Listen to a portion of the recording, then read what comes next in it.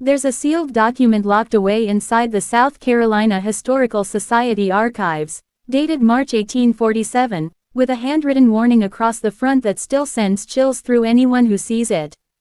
It says, "Contains testimony too disturbing for public record. May God forgive what men have done." No one knew what that meant for over 150 years, until a graduate student stumbled across it in 2003 and opened it. Inside were yellowed pages describing 8 plantation owners, each one mutilated in exactly the same way. Each one attacked within 24 hours of committing a specific, unspeakable act. And the man responsible, he was never caught, never identified, but among the enslaved people of South Carolina, they whispered his name like a curse, Silas the Silent. Before we dive in, this channel brings you the darkest and most hidden stories from American history. The ones that textbooks won't touch. If you love stories that explore the forgotten, the forbidden, and the frightening, hit that subscribe button now. And tell me in the comments, where are you watching from? Let's see how far these untold stories reach. Now, let's go back almost 200 years. To the beginning of Silas's story. Part 1. The Boy Who Couldn't Scream. The South Carolina Lowcountry in the 1830s looked like paradise. Green marshes, glittering rivers, and endless rows of rice fields swaying in the humid wind. But behind that beauty was a nightmare. Those plantations were built on human suffering.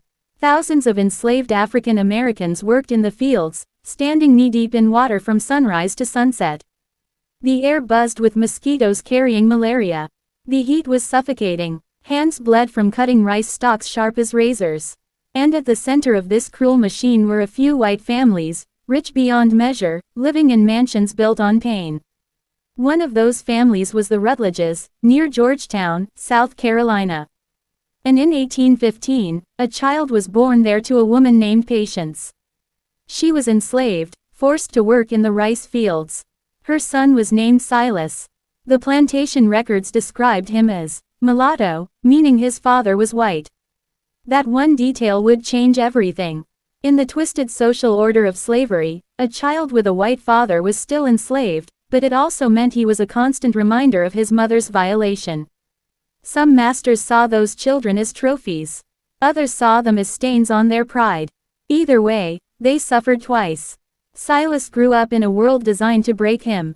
He lived in a tiny wooden shack with other enslaved families, no windows, dirt floors, no privacy. When it rained, the roof leaked. In winter, cold air cut through the cracks. Families were torn apart at random. Children sold away from parents. Husbands from wives. And yet, inside that horror, people built small worlds of hope. They sang. They prayed. They shared stories. They found ways to stay human. By age 7, Silas was already working in the fields. Plantation ledgers listed him as field hand, small tasks. By 10, he was doing the work of grown men. Those who remembered him decades later, people interviewed by the U.S. government's Works Progress Administration in the 1930s, described him the same way. A quiet boy, light skin, gray eyes that seemed to see everything. One elderly man told an interviewer, "My granddaddy told me about a boy named Silas who never talked much. Said that boy saw things other children didn't see, and remembered things it was safer to forget." The Lowcountry had a reputation, even among other slave states, for being brutal. After the Denmark-Vesey conspiracy in 1822, when Charleston officials claimed to have uncovered plans for a massive slave uprising, white fear exploded. Dozens of black men were hanged. Patrols were doubled. Any enslaved person caught reading, writing, or even gathering without permission was whipped or worse. Fear ruled the land. And it was in that atmosphere that young Silas came of age. In 1828, when Silas was just 13, something happened that changed his life forever. Plantation records from the Rutledge estate mention it briefly. Slave boy, approximately 13 years, damage to larynx and vocal cords. Cuz undetermined. Another line, in a different handwriting, says, Silas, unable to work, recovering from discipline incident. That single word, discipline, covered the worst things imaginable. Whippings, burnings, mutilation. We don't know exactly what was done to him. But we know that afterward, Silas could no longer speak. He could make small sounds, low grunts, sometimes a hoarse whisper, but his voice was destroyed. Forever. From that day on, the people on the plantation called him Silas the Silent. To some overseers, his silence made him seem harmless, almost invisible. To others, it made him unsettling. He never complained. He never begged. He just watched. And when he looked at you, it was like he was seeing more than he should. The Rutledge plantation, like most in that region, used what they call the task system. Each worker was given a quota, a certain amount of rice to cut, or ditches to dig, and when it was finished, they were free to tend small gardens, fish, or rest. Those small bits of free time were precious. They let people feel like human beings again, if only for an hour. But for Silas, those quiet hours were different. He didn't join the songs. He didn't visit other cabins. He wandered alone near the marshes, the water reflecting his pale face and gray eyes in the moonlight. People started saying that he talked to no one, but he heard everything. That he knew what the overseers planned before they said it. That he saw what men did in the dark and carried it with him. No one knew what Silas was thinking. No one guessed what he was becoming. But 11 years later, starting in 1839, 8 plantation owners across South Carolina would meet the same gruesome fate. Each one found in his bed, castrated with surgical precision. Each attack happening within 24 hours of something unspeakable they had done. And though the authorities never found their killer, everyone in the quarters whispered the same name. Silas. Silas the Silent. Drop of blood to be continued, in Part 2, The First Vengeance. If you want to hear what really happened when the first man was found, make sure you're subscribed, because next time, we open the sealed testimony itself. Would you like me to now write Part 2, The First Vengeance, in the same YouTube-ready tone, around 1,000 words? Silas the Silent, Part 2, The First Vengeance. Opening hook. The first man to bleed was named Nathaniel Grayson, a respected plantation owner, husband, and father. But in the summer of 1836, his wife found him lying in bed, still alive, but mutilated beyond belief. His room was locked from the inside. There was no sign of a break-in. Only blood, and silence. What no one realized then, was that this was just the beginning. 8 men would suffer the same fate over the next 11 years. Each attack timed with chilling precision. And the name whispered among the enslaved people of South Carolina, the name that white society refused to say aloud, was Silas. Silas the Silent. Before we continue, if you love true horror from history, real stories darker than fiction, make sure you're subscribed right now. These are the stories America tried to bury. And now, we're digging them up. Part 2. The First Vengeance. Silas didn't talk, he couldn't. But silence made him powerful. He watched. He listened. His quiet made people forget he was even there. And in that invisibility, Silas learned things. He learned which overseers drank too much and which ones liked to wander into the quarters after dark. He learned the gaps in the patrol routes. He memorized when the planters visited neighboring estates, and why. And most importantly, he learned about the men who treated enslaved women, and sometimes enslaved boys, as property in every sense of the word. No one said it out loud. But Silas knew. The first incident happened on a humid August night in 1836. Nathaniel Grayson was 32, wealthy, and cruel in ways that left no marks anyone could see. He owned land right next to the Rutledge plantation, where Silas worked. That night, just before dawn, Grayson's wife screamed. Servants rushed to the master's bedroom and found him covered in blood. Alive, but castrated. The doctor who examined him said the cut was done with surgical precision. The strange part, the door had been locked from the inside. The windows were closed and latched. There was no sign of forced entry. When Grayson woke, he told the sheriff that he'd opened his eyes to see a shadow standing over him. He felt a hand over his mouth. Then came a flash of metal, and pain so blinding that he passed out. He said he heard nothing. Only breathing. Slow, steady, controlled breathing. Sheriff Benjamin Carr launched an investigation, calling in the local slave patrol. Every enslaved person on Grayson's property was questioned, Or rather, beaten until they couldn't stand. But nothing came of it. There were no witnesses, no suspects. Grayson's wife swore that none of the enslaved workers could have entered the house. At nightfall, they were always locked in their quarters. The case went cold in days. But here's what the sheriff's report didn't mention, because Grayson refused to speak of it. The afternoon before the attack, Grayson had borrowed a field hand from the neighboring Rutledge plantation. A quiet young man named Silas.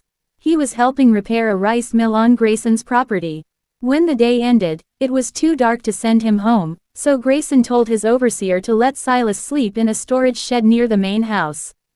Later that night, around 10, Nathaniel Grayson went out to that shed. He was seen leaving about half an hour later, adjusting his clothes. Silas followed, silent, slow, his face unreadable. At dawn, Grayson was mutilated in his locked bedroom. And no one, connected the two. Because to do so would have forced Grayson to admit what he'd done that night. In the polite society of the South, everyone knew that white men took what they wanted from the enslaved, but they never spoke of it. They called it custom. They called it discipline. But it was rape, so Grayson stayed silent, and so did Silas. 18 months passed. Then, in February 1838, it happened again. This time, the victim was Thomas Wainwright, a 41-year-old plantation owner 12 miles south of the Rutledge estate. Respected church member, father of 4, the kind of man everyone in town called decent. He was found at dawn in his plantation office, a separate building from the main house. Castrated in the exact same way. The door had been locked from the inside. No sign of a struggle. The sheriff investigating, the same one from the Grayson case, immediately saw the similarities. 2 white men, attacked in locked rooms, same injuries, same mystery. People panicked. Was it a rebellion? An abolitionist assassin? A madman? Once again, patrols whipped dozens of enslaved men, searching for answers. And once again, they found nothing. But 2 days before his attack, Wainwright had done something Grayson had also done. He had rented a skilled worker from the Rutledge plantation.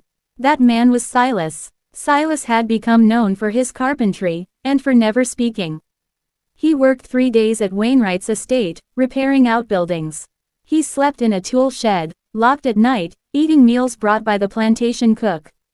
On the second night, witnesses saw Wainwright visit the shed. He stayed for a while.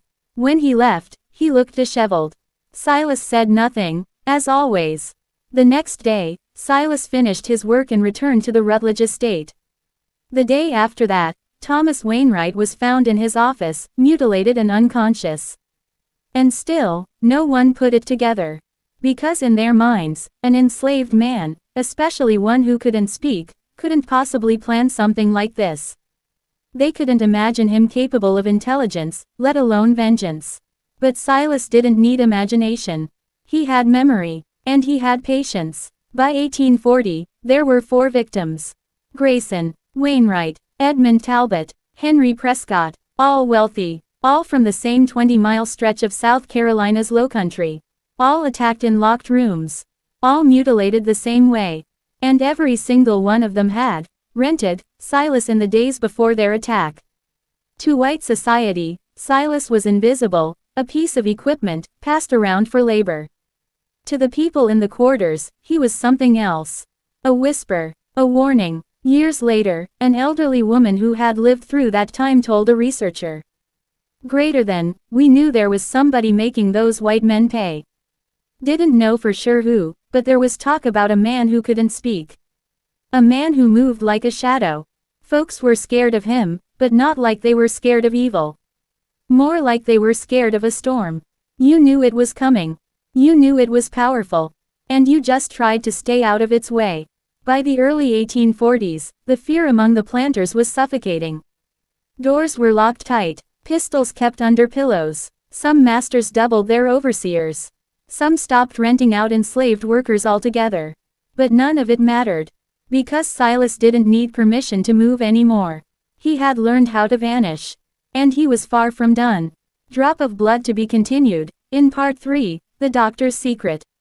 Next time, we'll uncover the only surviving medical record that finally exposed how one of Silas's victims was attacked, and why a local doctor may have helped him.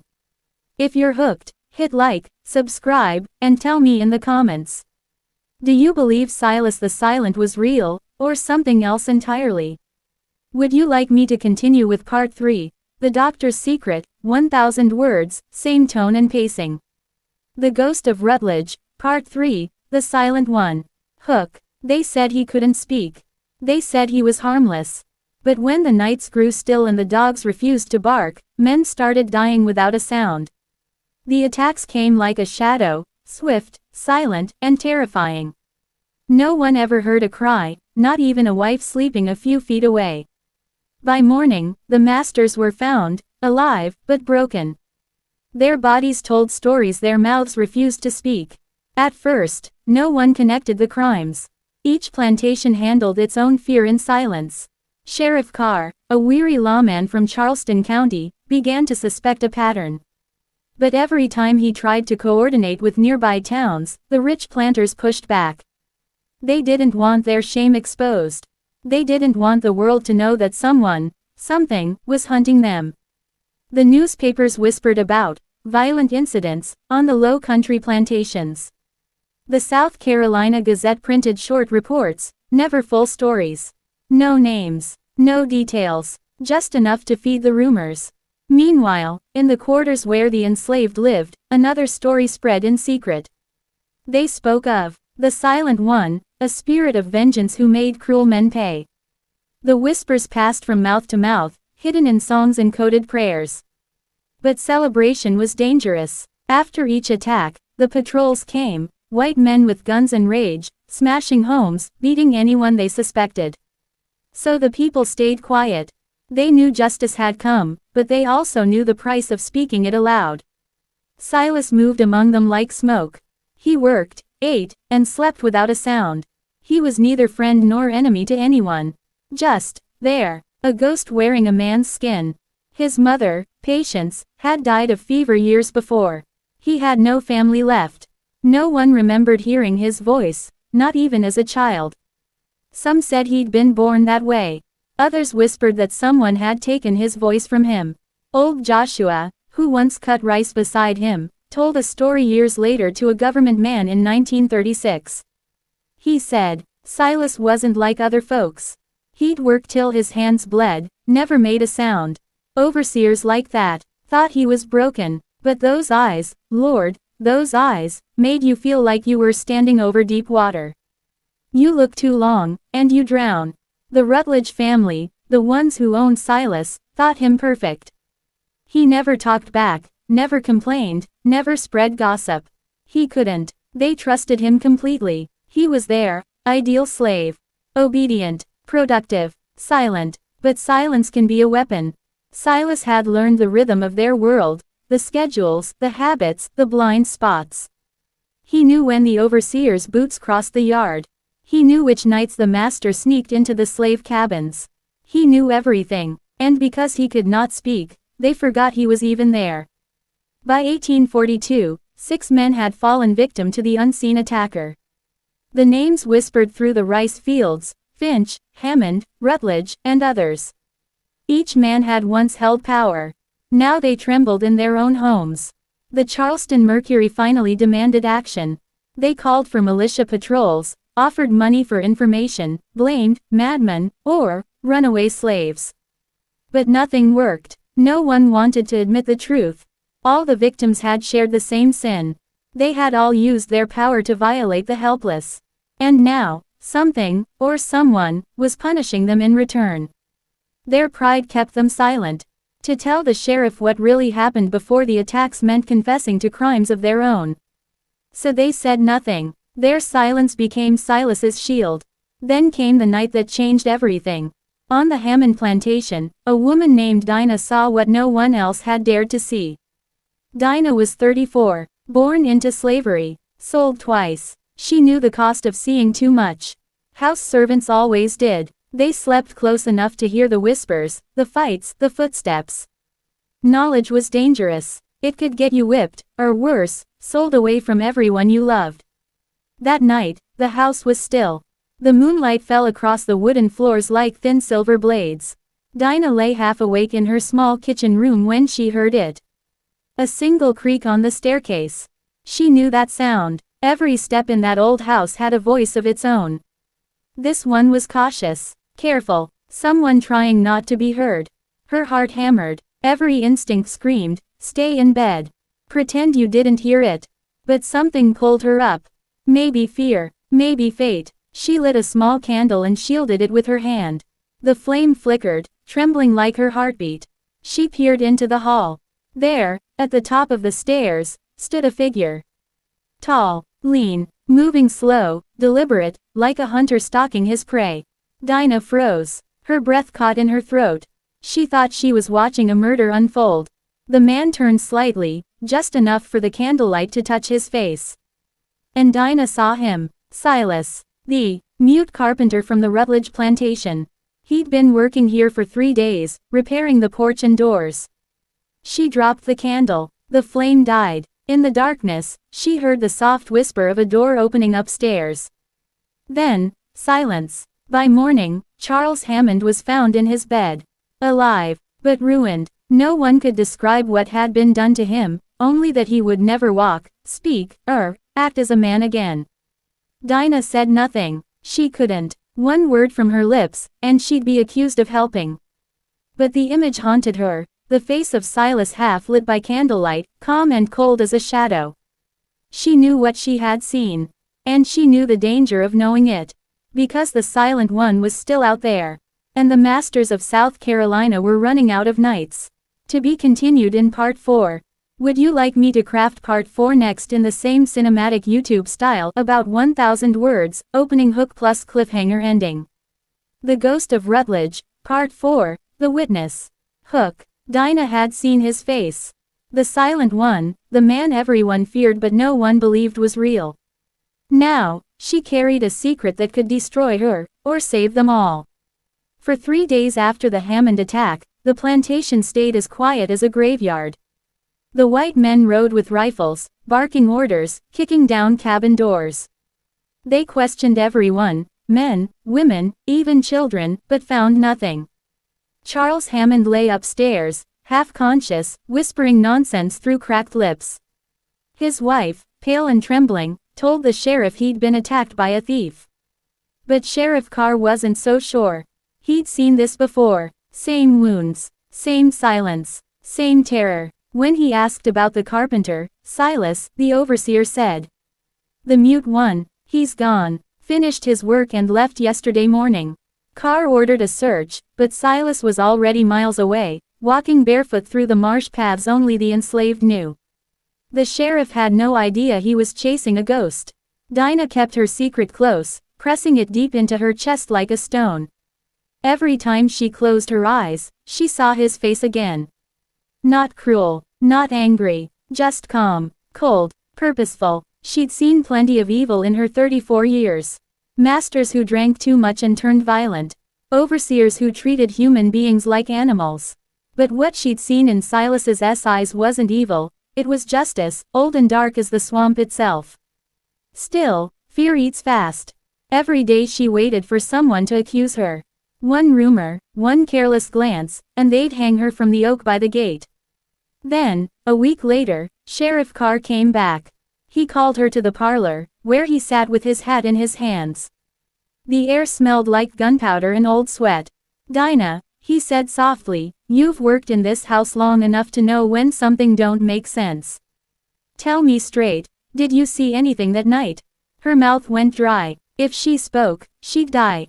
If she stayed silent, others might. She shook her head. No, sir, I was asleep. Carr studied her for a long time, his eyes searching her face. Then he sighed and stood up. All right, he said, but if you remember something, anything, you come tell me. Don't matter who it is. He tipped his hat and left. And Dinah felt her knees give way. She sank to the floor, trembling. Because she did remember. And she would never tell. Meanwhile, Silas moved like a shadow through the rice country, from one plantation to the next. He carried nothing but a knife wrapped in cloth, and a piece of iron sharpened from a broken tool. His silence made him invisible. Men talked freely in front of him, thinking he couldn't understand. They spoke of crops, of politics, of women they'd taken by force. Each word was another drop of poison in his blood. He never killed. That was the strange part. He left his victims alive, but broken, as they had broken others. The kind of punishment only someone who understood pain could create. The people whispered about him now, but not his name. They called him the Shadow Hand. The Silent One. A spirit of vengeance walking in human form. Some prayed for his safety. Others feared he'd bring more blood upon them all. By midsummer, fear had infected the entire Lowcountry. Men who had once strutted through their fields with whips now traveled with armed escorts. Dogs were chained by every door. But none of it stopped the Silent One. Another attack came at a plantation near Goose Creek. Same method, same horror. And again, no one saw or heard a thing. This time, the Charleston Mercury screamed for blood. Find the devil among us. The headline read, "The governor doubled the patrols. Rewards reached $1,000. But the truth was simple. The white men hunted in the wrong direction. They searched the woods, the swamps, the docks, everywhere but within their own houses. Back at the Hammond plantation, Dinah's fear grew into something heavier, guilt. She had seen Silas. She had said nothing. And now another man was hurt. One night, while washing linens by the fire, she whispered to another woman, Ruth. Ruth was older, wise, with a face carved by grief. I saw him, Dinah murmured. That man they whisper about. The Silent One. Ruth's eyes flashed. Hush your tongue. I can't keep it no more. I think he's. Ruth grabbed her wrist hard. Don't you finish that sentence. The wall's here. Dinah swallowed. He's not a man like the others, Ruth. He's something else. Ruth stared into the flames. Her voice dropped to a whisper. Then maybe he's the only kind of man who can make them afraid. They said nothing more, but that night, for the first time in years, Dinah prayed, not for mercy, but for strength. Because she knew something was coming. Sheriff Carr, too, felt it. The pattern was clear now. The attacks followed a trail, moving slowly north along the river plantations. Each victim had a connection to the Rutledge family. Carr visited the Rutledge estate at sunset, hoping for answers. The mansion stood like a sleeping giant, its columns glowing red in the fading light. Inside, the master, Thomas Rutledge, poured whiskey with shaking hands. Sheriff, he said, you think I'm next, don't you? Carr didn't answer. Rutledge laughed bitterly. I know how this looks. But I've done nothing wrong. The sheriff's gaze didn't move. He'd heard that same lie from every man who'd fallen. When he left the plantation, he found one of the enslaved workers by the gate, a quiet man stacking wood. The man looked up, met Carr's eyes, and nodded politely. Carr recognized him from a list. Silas, the mute carpenter. But before he could speak, the man turned away, melted into the dusk, and vanished.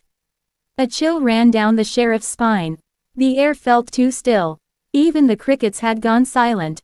That night, Rutledge couldn't sleep. He kept a pistol under his pillow and a lamp burning beside his bed. Every sound made him flinch, the rustle of curtains, the groan of old wood. Sometime after midnight, the lamp flickered and went out.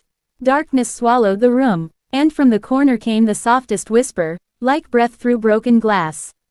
Rutledge sat up, heart pounding. Who's there? No answer. He reached for his pistol, but a hand, cold and calloused, closed around his wrist. A face leaned close, half lit by moonlight. Eyes calm, empty, silent. The gun fell to the floor. Rutledge tried to scream, but no sound came. Outside, the wind carried a low moan through the trees. The dogs whimpered in their kennels. By dawn, Thomas Rutledge was still alive. But when the servants found him, he could not speak, could not move, could not explain.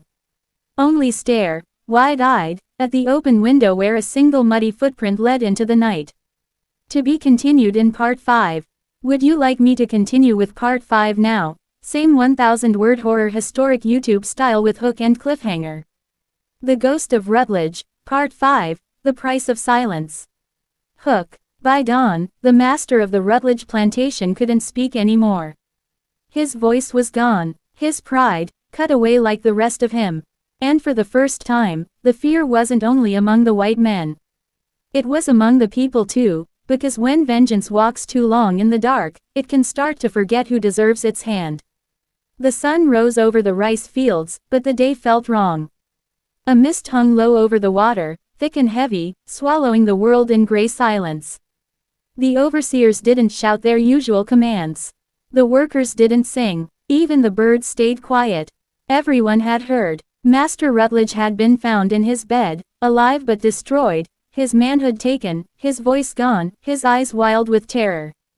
And though no one dared say the name, they all thought it, Silas. The story spread faster than any patrol horse could ride. By noon, plantations 20 miles away had locked their doors. By sundown, white men were forming hunting parties, armed to the teeth, ready to burn down every cabin if that's what it took to stop the slave demon. But there was no demon. There was only a man who had suffered too long, and learned too much about silence. Sheriff Carr stood on the porch of the Rutledge mansion, staring at the blood-stained bed through the open window. He'd seen death before, but never fear like this. Rutledge couldn't even make a sound now, just shook and moaned like a trapped animal. Carr turned to the overseer. When did the carpenter leave this place? The overseer hesitated. Day before last. He was fixing shutters on the east side. Quiet man. Didn't talk much. He can't talk at all, Carr muttered. That night, the sheriff gathered 6 patrol riders and rode toward the marshlands where he believed Silas had gone. But the trails were endless, crisscrossing through water and reeds. They found footprints, faint and half washed away.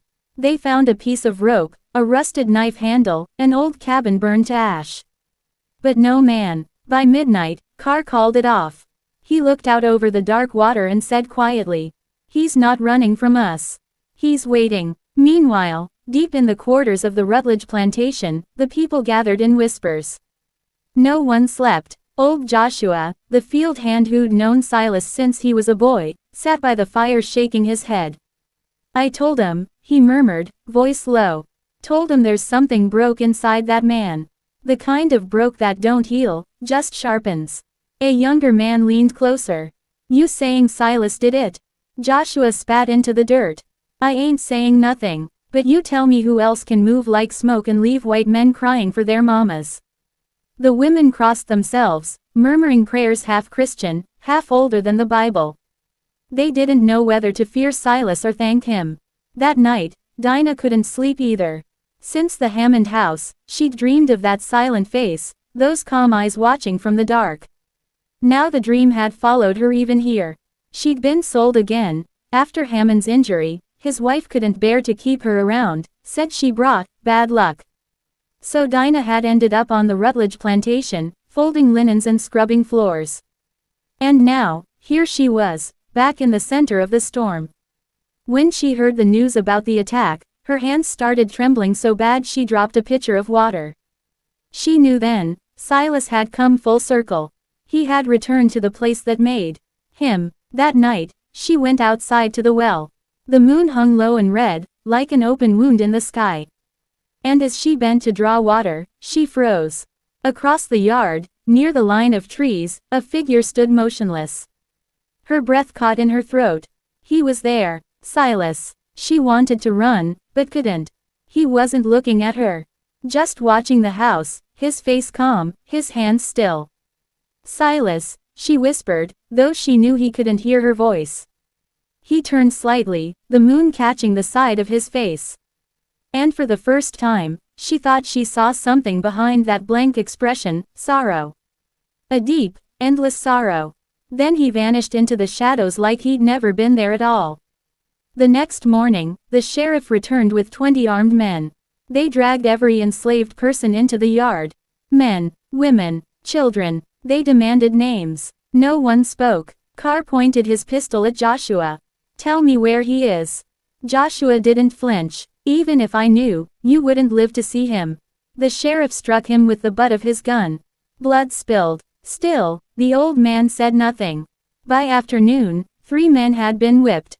2 cabins burned, and the only thing the patrols found were footprints, leading into the cypress swamp. They followed them until the water rose to their waists, but then the tracks disappeared. Carr shouted into the darkness. You think you're some kind of spirit, boy? I'll drag you back in chains. His voice echoed, but the swamp stayed silent. Even the frogs had gone quiet. One of the riders whispered, "This place don't feel right, Sheriff." Like it's listening. Carr didn't answer. He just stared into the trees, gun in hand, and for the first time wondered if maybe, just maybe, the whispers were right. Maybe it wasn't a man they were hunting after all. That evening, Dinah crept back to the well. Something pulled her there, though she didn't know why. The air was still, heavy, almost holy. She knelt beside the water and whispered, "I saw you, Silas. I know what you're doing." A rustle came from behind her.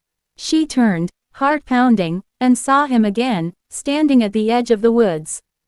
He stepped closer, slow and silent. The firelight from the cabins caught the scar at his throat, the mark that had stolen his voice years ago. Dinah's eyes filled with tears. "They took your voice, your life, and now you're taking theirs." Silas stared at her, eyes unreadable. Then, slowly, he reached out, and placed something in her hand. A small iron cross, crudely made. It was warm to the touch, though he'd pulled it from his pocket. And then he was gone. When she opened her palm, she saw a word scratched into the metal. End. That night, the swamp lit up with torches.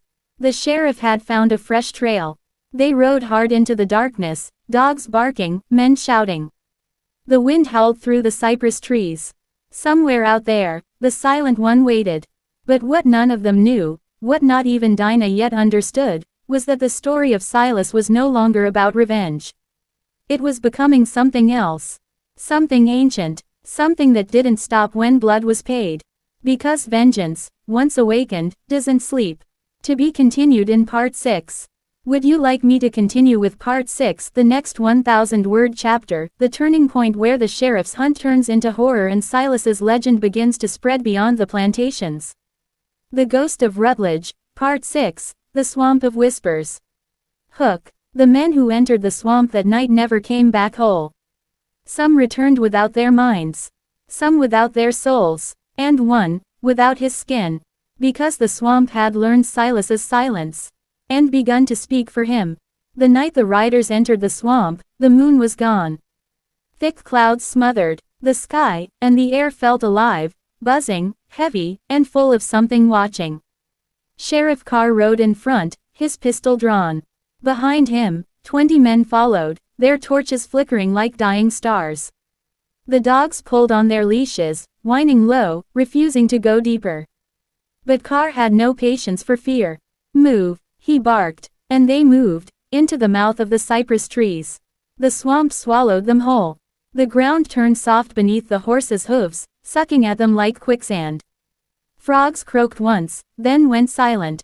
A mist slithered between the trees, wrapping around their legs. The air stank of rotten old secrets.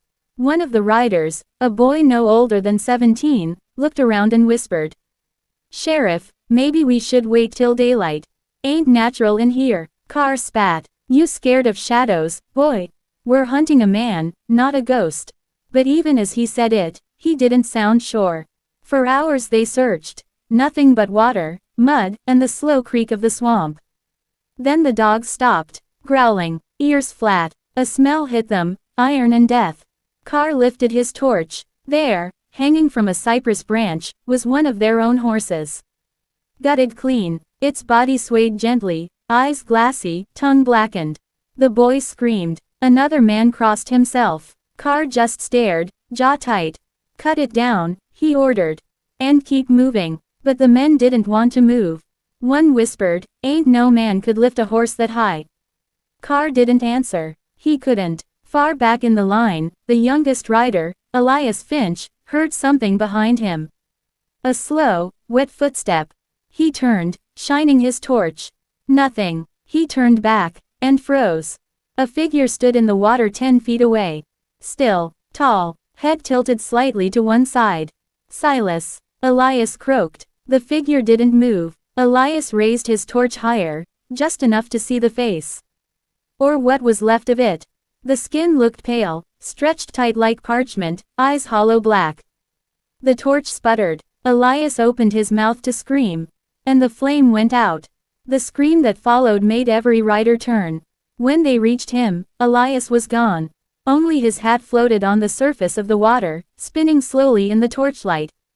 Back to camp, one man shouted. No, Carr snapped. We're finishing this. But his voice shook. He could feel something in the dark. Something old, something angry. They pressed on another mile before the swamp finally gave them something back, Elias's body. He was hanging upside down from a tree root, skin peeled away like bark, face twisted in silent terror. A message had been carved into his chest with a knife. No more chains. By dawn, only 6 men stumbled out of the swamp alive. Their faces were gray, their eyes hollow. Carr was among them, but something in him had died out there too. He didn't speak, didn't eat, didn't sleep. When he returned to Rutledge Plantation, he burned his uniform and locked himself in the jailhouse. The townsfolk asked what had happened. He'd just whisper. The swamp's got its own law now. Word spread fast. Plantations emptied overnight. Some said Silas had turned into a haint, a spirit that walked between life and death, feeding on cruelty. Others said the swamp itself had taken his soul and given it power. But one thing was sure. Every man who'd ever laid a whip on a back was hearing whispers in the dark now. Sometimes, they'd wake up to find muddy footprints by their beds. Sometimes, they'd hear breathing under the floorboards. Sometimes, they'd see him. A shadow at the edge of the candlelight. A man without a voice, watching. Waiting. Dinah stayed silent through it all. She still carried the iron cross Silas had given her. Sometimes, when she held it at night, it grew warm, like it was alive. Like it was listening. She'd begun to dream again. In the dreams, she was walking through the swamp, and Silas walked beside her, pointing toward the mansion. Toward the white men who still thought they ruled everything. But now, he wasn't just a man. He was something else. Something the living could no longer stop. One evening, as she hung linens to dry, she saw a wagon approach. 2 strangers stepped out, both white men, dressed not like planters but scholars. They carried notebooks, lanterns, and an air of arrogance. They asked to see the fields, the cabins, the swamp. Said they were here to study the Negro superstitions. Dinah stayed quiet, but inside, a cold dread crept up her spine. That night, the 2 men took torches and went into the swamp, laughing. They wanted to prove the stories were nothing but fear and ignorance. They wanted to catch the phantom slave themselves. By morning, only one came back. He stumbled out, soaked in blood and mud, eyes wide, whispering.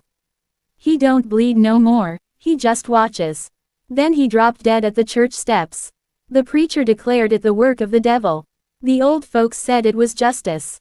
But Dinah knew better. It wasn't the devil, and it wasn't just Silas. The land itself was waking up. Every tree that had seen a man whipped. Every root that had drunk blood. Every ghost that had never been buried right. They were all rising now, one whisper at a time. And somewhere deep in the swamp, where no man dared go, a cabin stood untouched by time. Smoke curled from its chimney. A shadow moved inside. A man with no voice knelt by a fire, carving another iron cross. His eyes burned like coals. And though no sound escaped his throat, the swamp around him began to murmur words in the wind. Blood remembers. To be continued in Part 7. Would you like me to continue with Part 7, where the horror spreads beyond the swamp into the town of Rutledge, and the ghost begins to claim the descendants of every cruel man who ever lived on that land? The Ghost of Rutledge, Part 7, the town that forgot how to sleep. Hook. It started with whispers in the swamp. By autumn, the whispers had reached the town. Doors began to lock earlier. Candles burned longer. And every mirror in Rutledge started to show things that weren't there. Because the ghost had left the swamp. And come home. By September of 1843, the rice harvest should have brought laughter and song to the Lowcountry. Instead, silence ruled. The air itself felt sick. Men who once swaggered through town now moved in groups, clutching rifles, afraid to walk alone after dark. Women refused to draw water from the wells at night, claiming they heard voices echoing from below, soft, steady, whispering their names. Sheriff Carr hadn't been seen in weeks. Some said he'd gone mad and shot himself. Others swore they saw him wandering the swamp edge, barefoot, muttering about the law of the drowned. The governor sent a new man to take charge, Deputy Henry Wade, young, clean-shaven, and convinced the stories were nothing but superstition. He rode into town with confidence and a fresh Bible, laughing at the fear in people's eyes. "Ghosts don't kill men," he said. But he was wrong. The first death came that same week. A blacksmith named Jacob Thornhill, one of the men who'd once joined Carr's search party. He was found inside his workshop, door bolted from within, the forge still burning. But Jacob wasn't burned. He was hollowed, his chest cut open cleanly, organs gone, bones unbroken, as if something had taken him apart with surgical care. The only mark left was a symbol burned into his shoulder, a circle crossed by two lines.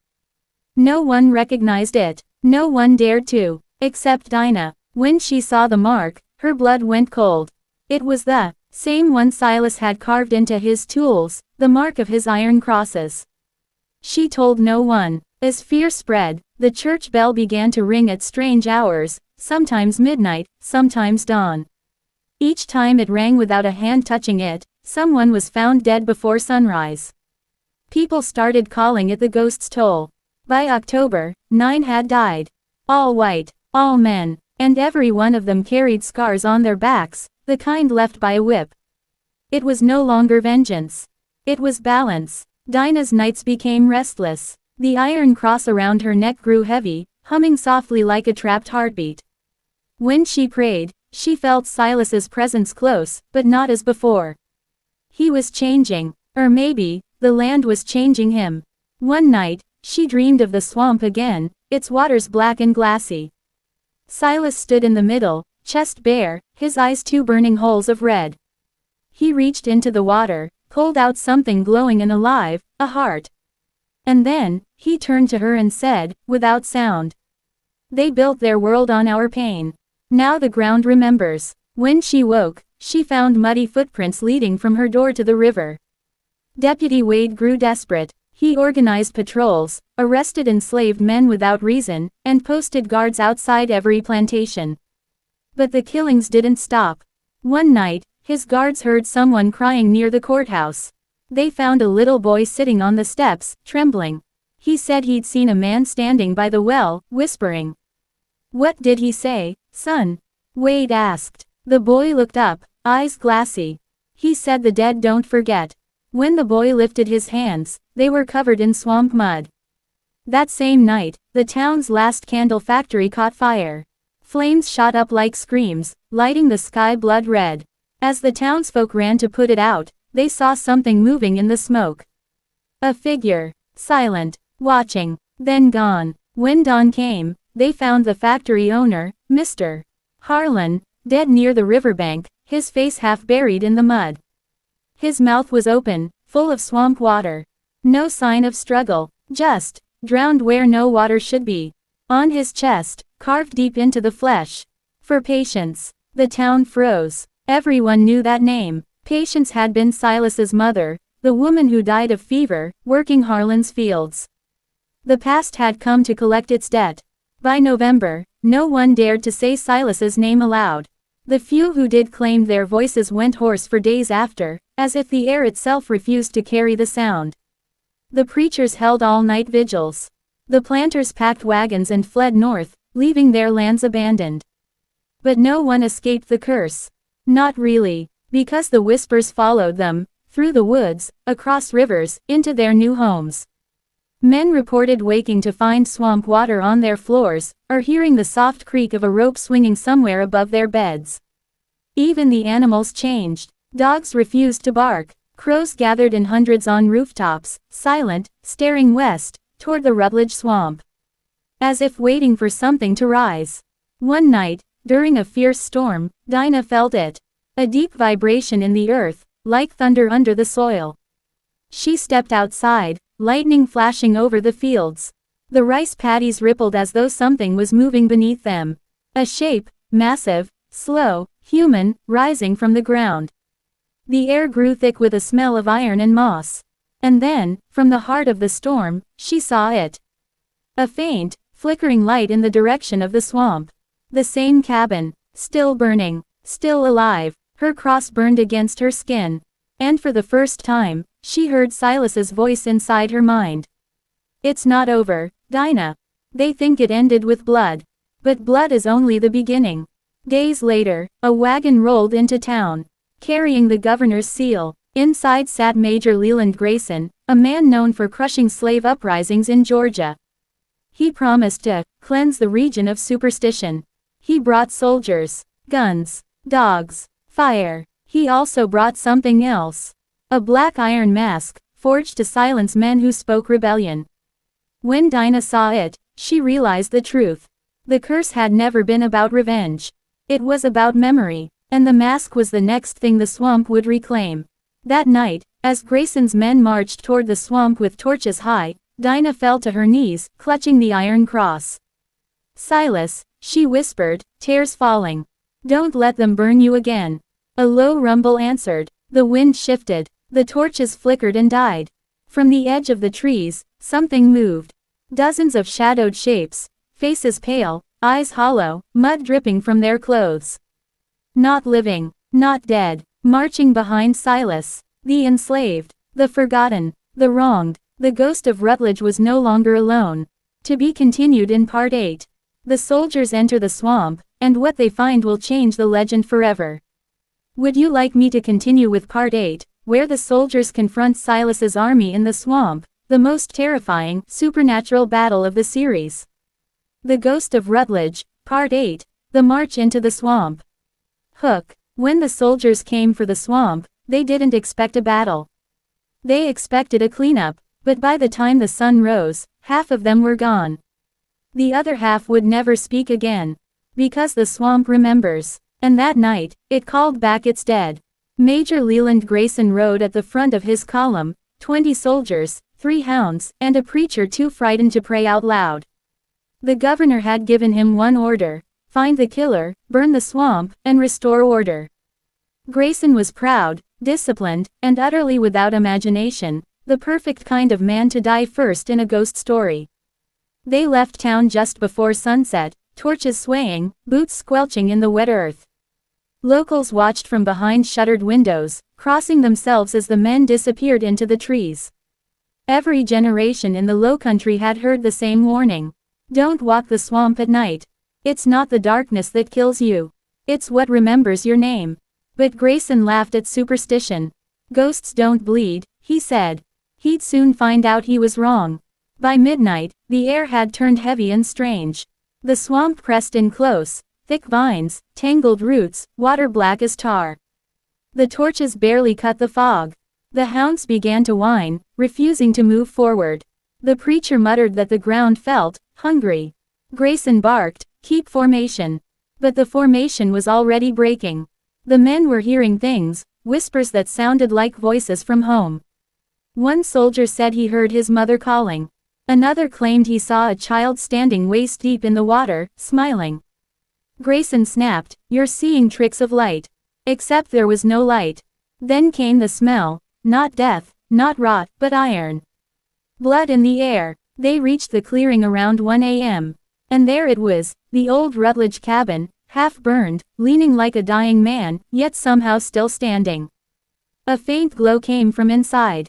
Not fire. Something colder, paler, almost alive. Grayson dismounted. Form a perimeter, he ordered. But as his men spread out, the swamp seemed to move with them, branches shifting, roots curling, mud rippling underfoot.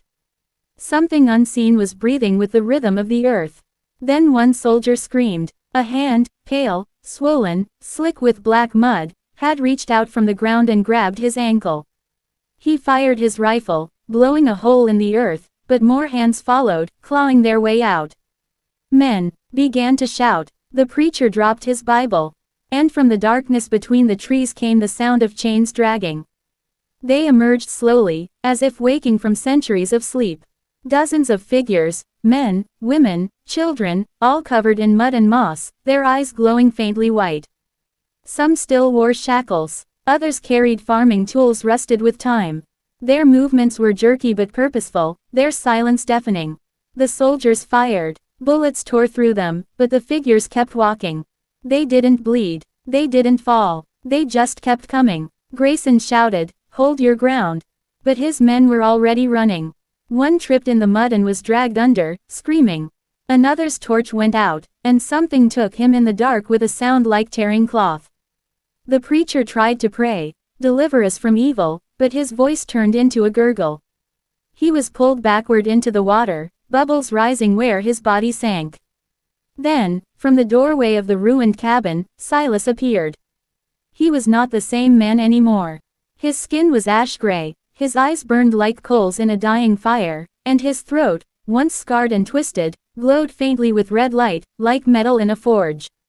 The swamp clung to him as though it recognized him as its own. He raised his hand, and the air itself seemed to stop. Every insect, every frog, every ripple in the water went silent. The living world held its breath. When Silas opened his mouth, a sound came, not a word, not a scream, but something older. A vibration that made bones ache and teeth rattle. It wasn't a voice. It was a curse remembering its origin. The soldiers froze. Some dropped their weapons. Others fell to their knees, clutching their heads as their minds filled with visions, chains, whips, fire, and the endless rhythm of pain that had built the South. Silas stepped forward, and the swamp moved with him. Grayson tried to shoot. The bullet left his gun, but instead of striking Silas, it turned midair and buried itself in Grayson's own shoulder. He screamed, stumbling backward. "Devil!" He spat. But Silas didn't move. He just pointed toward the swamp behind him. And there, rising from the mud, came the shapes of the 8 men who had once ruled these lands. The plantation masters. Their faces twisted in eternal agony. Their mouths sewn shut. Each one carried a broken symbol of their wealth, a cane, a watch, a silver cross. They circled Grayson slowly, their silence worse than any sound. "No," he whispered. "No, I'm not one of you." But they didn't care. To the swamp, he was just another man who commanded others to bleed. When the dawn came, the clearing was empty. No soldiers, no horses, no Grayson, only the preacher's Bible, half sunk in the mud, open to a page from Exodus. "Let my people go." Back in town, Dinah woke with a start. Her iron cross had turned black, the metal cold as ice. Outside, the fog rolled in thick and low, creeping through the streets. She knew what it meant. The swamp was done hiding. That evening, survivors stumbled from the forest, the few who hadn't died, their eyes blank, voices gone. They couldn't speak, not even scream. Their throats were raw, as if burned from the inside. When Dinah saw them, she understood the message. Silas had taken their voices, the way his had been taken. The curse had come full circle. That night, she walked alone to the river, whispering into the wind. "Silas, enough. You've done what they did to you. Let it end." But the river didn't answer. Instead, the water rippled. And from the reflection, she saw his face again, calm, watchful, waiting. He wasn't finished. Because the swamp still had one name left to claim. The name of the man who had started it all. The one who had owned Silas's body, and destroyed his voice. Edward Rutledge. To be continued in Part 9. The ghost returns to where it all began, the mansion of Edward Rutledge. And this time, history itself will burn. Would you like me to continue with Part 9 now, where Silas finally comes for Edward Rutledge, and the story reaches its terrifying climax? The Ghost of Rutledge, Part 9, The Last Master. Hook. By 1843, the swamp had claimed 6 men. Their bodies never found. Their names whispered only in fear. But there was still one left, the man who had started it all. Edward Rutledge, the master who thought he owned everything. Even the soul of Silas. Edward Rutledge was 70 now, thinner, slower, but still proud. He lived alone in the great white house that bore his name, a house built on pain and rice and blood. The fields were empty now, workers sold off, patrols gone, the land silent as a graveyard. He pretended the quiet was peace. But every creak in the floor, every gust through the shutters, made him reach for the pistol he kept beside his chair. The attacks had driven most of the Lowcountry into terror. Sheriffs resigned, patrols deserted, and the name, Silas, had become a ghost story whispered by both black and white. But Rutledge knew better. He remembered the mute boy. The eyes that watched but never spoke. The way he had flinched when the whip cracked, then gone perfectly still, like something dying on the inside. Rutledge told himself he'd been merciful back then. That the lash had been discipline, not cruelty. But memory is a cruel mirror. And tonight, it would show him everything. The wind began at sundown. Not a storm, not yet, just the kind of wind that carries voices. Rutledge sat in his study, fire burning low, glass of whiskey trembling in his hand. He told himself he was too old to fear ghosts. But his reflection in the window looked younger, terrified. Behind that reflection, something moved. A flicker of motion at the edge of the lawn. A figure. He rose, walking stiffly to the door, pistol in hand. "Who's out there?" he called. No answer. Only the sound of chains dragging faintly through the grass. He slammed the door shut, bolted it, and tried to laugh. "Just the wind," he muttered. "Just the damned wind." But the wind answered. A low hum. Almost a whisper. Almost a voice. By midnight, the fire had burned out. The whole house was cold. Rutledge moved from room to room, lighting candles, checking locks, heart pounding. He stopped at the portrait gallery, the long hallway lined with the painted faces of his ancestors. Men in white coats, women in lace, all staring down at him like judges. The candlelight flickered, and for one moment, just one, he saw something different. Every painted face was watching him with hollow eyes. Mouths open, whispering without sound. He turned away too fast, and the candle fell, rolling across the floor. When he bent to pick it up, the whispers stopped. He looked up. Every portrait was gone. The walls were empty. "God help me," he breathed. But God wasn't here, only the past. Then came the knock. Soft, polite. 3 taps at the front door. Rutledge froze. Another knock. Harder this time. Then again. The sound spread through the house, echoing through every wall. The doors, the windows, even the floors seemed to shake with it. He raised his pistol. "Leave this place," he shouted. "You have no right." The knocking stopped. Silence fell. Then the door creaked open on its own. Cold air poured in, and there he was. Silas. Standing in the doorway. No longer man, not quite ghost. His skin gray as ash, his eyes glowing red beneath the brim of shadow. His throat burned with the faint light of fire, the scar that had stolen his voice now alive with something unnatural. Behind him, the swamp mist rolled across the floor like breath.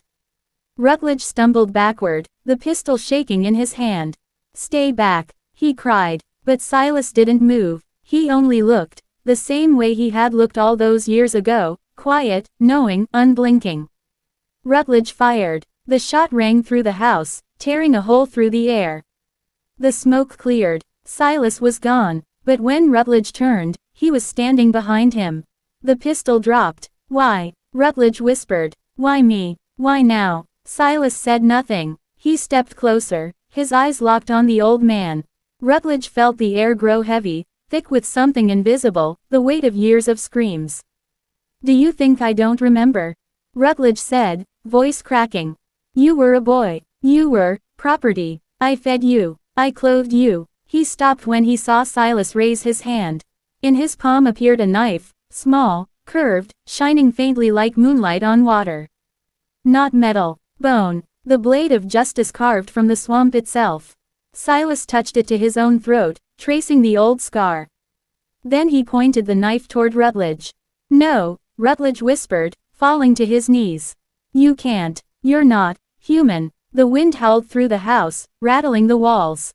The candles blew out. In the darkness, Silas spoke. For the first time in 20 years, he spoke. His voice wasn't human. It was hundreds of voices layered together, men and women, old and young, all speaking through him. It was the sound of everyone the Rutledge name had destroyed. "Greater than, you took my voice," Silas said. "Now hear theirs." The sound rose like a storm, cries, chains, prayers, curses. It filled every corner of the house until the walls cracked. Rutledge covered his ears, screaming, but there was no escape. The portraits reappeared, except now, every painted ancestor had Silas's face. Their mouths opened wide, pouring light into the room. Rutledge tried to crawl toward the door, but the floor turned soft beneath him. Mud. The swamp was coming in. He could smell it, the earth, the water, the rot. The house was sinking. Every nail groaned, every beam split, as the land itself swallowed what it once supported. Silas stood over him, calm, watching, the same stillness he'd shown in life, only now it was divine. He raised the knife one last time. Rutledge begged, "Please, I'm sorry." Silas leaned close. The glow from his throat illuminated the old man's face. For the briefest moment, Silas smiled, not with mercy, but with peace. Then the light flared, and the house collapsed into the swamp. By morning, nothing remained. No mansion, no master, just a lake of still black water, smooth as glass. Locals said the land finally took back what it was owed. Others swore that on moonless nights, you could see a faint red light burning under the surface, like fire trapped in water. Dinah came one last time to the swamp's edge. She whispered, "It's done now." The mist moved around her, slow and gentle. And somewhere in that mist, she thought she heard Silas breathe. Not a sigh, not a cry, just release. But history doesn't end where it should. Decades later, after the war, when freedom came too late for most, people rebuilding the Lowcountry found strange bones buried where the Rutledge house once stood, human, but wrong somehow, fused with root and stone. They buried them again, quietly. Some things, they said, should stay beneath the mud. Yet sometimes, when the summer air turns thick and still, and the rice fields hum at dusk, a figure can be seen walking the waterline, barefoot, silent, watching. The swamp never forgets. And neither does he. To be continued in the final part, Part 10, The Legacy of Silence. Where the legend of Silas becomes the haunting truth that survives centuries. Would you like me to send Part 10, the final chapter, next, with a cinematic ending and a haunting call to action for your YouTube audience? The Ghost of Rutledge, Part 10, The Legacy of Silence. Hook. Time buries bones, but it never buries truth. And in the Lowcountry of South Carolina, truth has a way of rising, like breath through the swamp. 80 years passed. The swamp where the Rutledge plantation once stood had changed.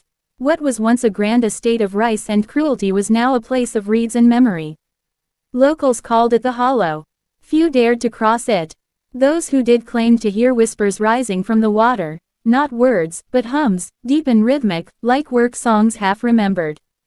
In 1923, a man named Thomas Avery came to the Lowcountry. He was a historian from Charleston, writing a book about the lost plantations of the South. He'd heard of Rutledge Manor, a house that vanished without a trace. No records, no descendants, no graves. Just stories. And one name, Silas. Thomas arrived in a Model T, alone. He stopped at the old general store, where a gray-haired woman behind the counter looked up and said, "You headed down past the marsh road?" He nodded. She frowned. "Don't. Nothing grows right there. And the air, it don't forget." Thomas smiled politely. "Ma'am, ghosts make for good pages." She only replied, "Pages burn." By dusk, he found the swamp. The cypress trees stood like dark sentinels. The air was heavy, sweet with decay, thick with mosquitoes. He parked, took his lantern, and walked into the mist. Every step squelched in mud. The sound of frogs and crickets was strangely distant, like the world was holding its breath. Then, he found it. A single brick chimney, half swallowed by moss, rising from the earth like a broken tooth. Nearby, an iron gate twisted and rusted, engraved with a single letter, R. He ran his fingers over the metal. It was cold, too cold. As he turned to leave, his lantern flickered. And the mist began to move. At first, he thought it was just wind. But the shapes grew clearer. Figures forming out of the gray, men, women, children, standing silently in the shallows. Not decayed, not monstrous. Just still, watching, their eyes reflecting faint red light. Thomas stumbled back, tripping over roots. The lantern fell, flame hissing out in the mud. When he looked up again, they were gone.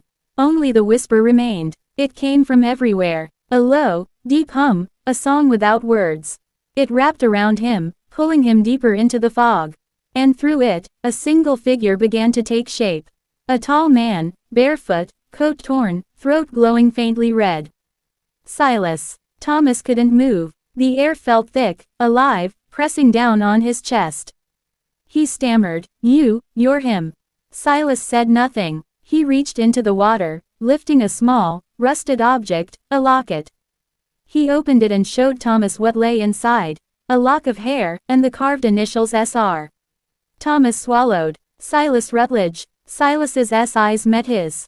And Thomas understood. Not Rutledge's blood, his slave, his ghost, his story, buried by silence. Then Silas did something Thomas never expected. He turned the locket toward him. And inside, for a moment, Thomas saw his own reflection, pale, trembling, afraid. Then Silas closed it, and the light faded. Thomas woke hours later on the edge of the swamp. His lantern was gone, his notebook was soaked, but something glowed faintly in his pocket. The locket. He returned to Charleston and wrote his book, The Lost House of Rutledge.